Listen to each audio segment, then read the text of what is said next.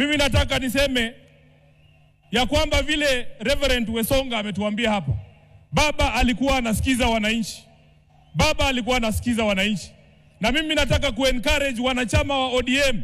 Sisi viongozi sasa tunyamaze kidogo, tusikie nyinyi mnasema nini. Nyinyi mtuambie mnataka tufanye nini na chama cha baba Raila Amolo Odinga.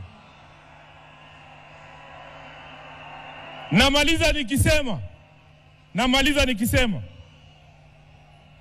baba Raila Amolo Odinga alizungumza wazi mbele ya nchi nzima tarehe 22 mwezi uliopita mbele ya hawa wabunge katika hoteli ya Agile pale Nairobi.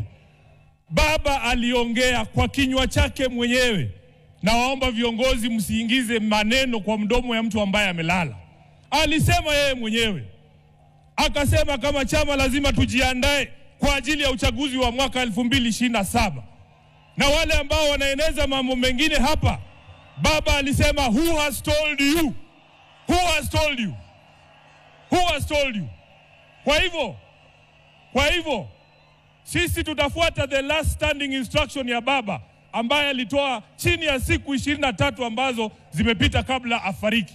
Kwa hayo mengi, ni jukumu langu pia kama katibu mkuu wa chama, Mheshimiwa Rais, ilinivunja moyo sana kwamba baba alitoka Nairobi bila kusikia sauti za watu wa Nairobi.